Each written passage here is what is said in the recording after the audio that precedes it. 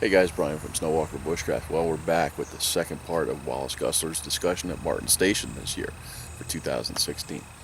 So we're going to jump right into it. We'll pick up with Wallace where we left off in the first part, and we'll see you at the end of this. And what's the guy's name? It was living with the Cherokee that brought the Kings back in '61. Kept the diary. Eve? Yes.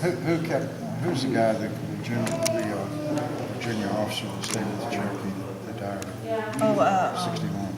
Timberlake. Yeah, Henry Timberlake. Henry Timberlake's bringing the 3 Cherokee chiefs to go to London.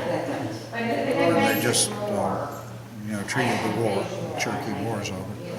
And so on the way back, he ran into a hunting party, and those the chiefs couldn't get them to go back. The party was swelling in numbers, and the chiefs didn't want them. There was too many of them, and so they wouldn't. The chiefs can't control those guys, okay? And so they run into none other than Israel Christian on his way to trade with the Cherokee nations, who promised him all the same gifts they would get if they went, and he gives him very great thanks for. Now, in 1761, Israel Christian is appointed captain of Rangers. So he's getting all these shirts. He's fitting out his company, and he's going to be patrolling the frontier by the Rangers guarding. And this is my speculation. They are guarding.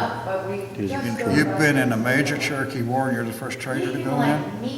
That's a hell of a lot of risky thing, isn't it? You got guys mad because they lost brothers and all this stuff. So I think his Rangers, double dipping, But it's conducive to the colony to reestablish the trade, so you could probably justify that. A lot of that's my speculation, but it coincides. And, you're getting 36 shirts, and that's only one of his customers. See, in the frontier, in the back country, the frontier is where the land's in dispute. That's where I see it. And then there's back country, which is right adjoining. Lots of work is executed by store owners. They've got huge debts. It's a debt-ridden society. And so, I've run down many things like, and at one point in Stanton, the court ordered a ducking stool. You thought that was done in the 17th century. Well, Stanton, Virginia had a ducking stool, for gospel women. And so I get the contractor. Well, it turns out he's not a cabinet maker or a carpenter. He's a sutler. A trader. And so he probably has a store there as well, but at any rate, so what's happening there is the carpenters that owe him, he takes the contract and says, it's time you pay. And I think the cattle business is the same way. William Crowe gets a big herd together, and he writes Dan Smith down in Southwest Virginia. This is in the late 60s. And he's in Stanton. He says, we're collecting cattle from mountain to mountain. And if you have any you want to put in the herd, we'll rendezvous at Carvin's. Well, William Carvin was an Indian trader. And Carvin's Cove is right out in Roanoke, Virginia. It's a water supply now. Okay, so I know where that is. So he's collecting cattle more than 100 miles from Stanton. And so how in the hell are they doing it? It's free range. So I think he goes back and looks at those brands, and all these guys that owed him paid that day. That's what he's doing. And that was a particularly wonderful one because, let's see, the date of that is it's 63. No, it's 62, because the French and Indian War hasn't treated out yet. And they take that herd to the headwaters of the Potomac River, to a cow pen. And now like the Battle of Cow Pen. A cow pen is a place that's mutually used by lots of people, put herds together, just kind of public service piece of land. And that's what cow pen, South Carolina is about. And so they went to the cow pen on the south branch of the Potomac, sold the herd to the drovers. The drovers are going to drive them to Pittsburgh. Now, several columns were sent out there to relieve Pittsburgh at that time, and they got bushwhacked and beat back. Some really experienced Indians. These guys are going to take a herd of cattle. You can't sneak up on anybody with a herd of cattle. I mean, that's a noisy, especially through that kind of terrain. I was sort of amazed at that. So they had them appraised. The drovers had them appraised, and the appraisers had to appraise the current weight, calculate the loss in the drive. The drovers lost money, so they sued the appraisers. And that's why we know about it. These are not dumb people. They lost money, so the appraisers messed up, so they sued the appraisers. So there's a court case and we got a record. Yeah, and so, everybody's suing everybody. And most of the suits are launched by store owners because they're the ones that are, they may have 200 customers, 300 customers. And that's a huge amount of debt that's on the line. And then they're the ones that hold shooting matches because they've got the prizes. And then they've got the whiskey. And then they've got the guys losing the matches and drinking all the whiskey. So. What came first, drinking all the whiskey or losing the matches? Oh, yeah, these guys are hopelessly in debt. Yeah. And I went on one of those things with John Curry. I wanted to go on one to see what he was like. He was doing that thing out where the Harmons did their first camp in Kentucky. We weren't on there.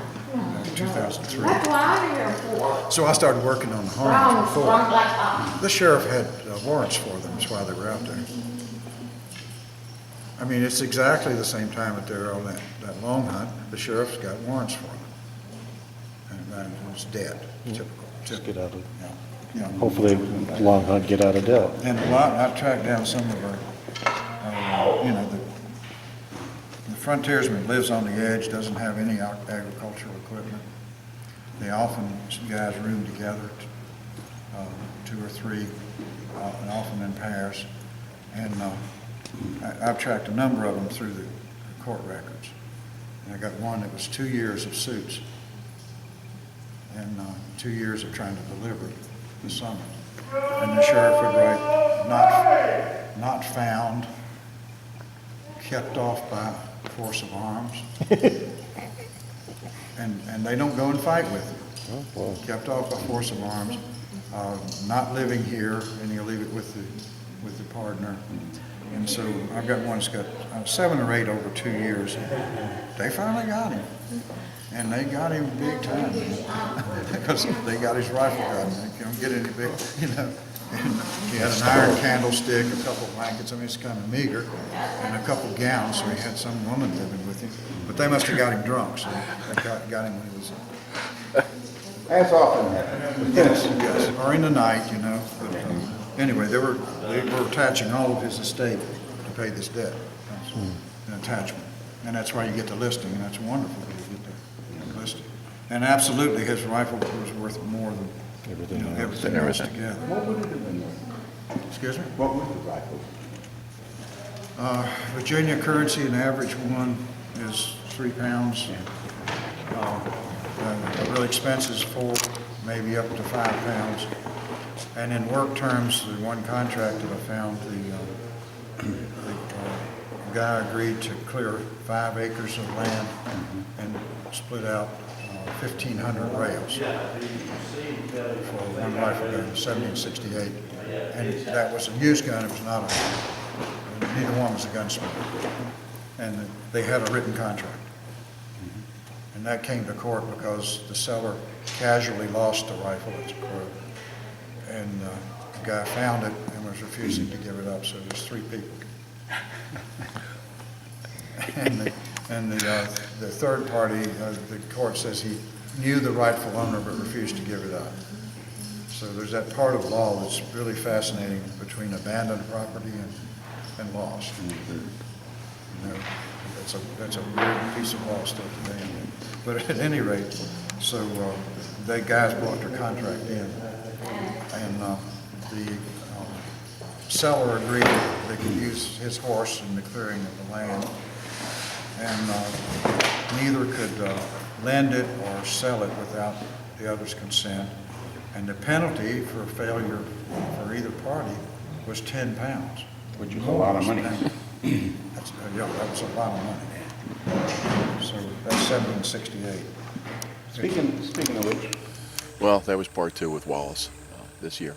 Always like talking to him. He's always a font of information, without a doubt. So, hope you had your notes.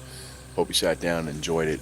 And we'll keep going with Shadows of the Forest for 2016. So, until the next one, thanks for your views and your comments, and walk the woods.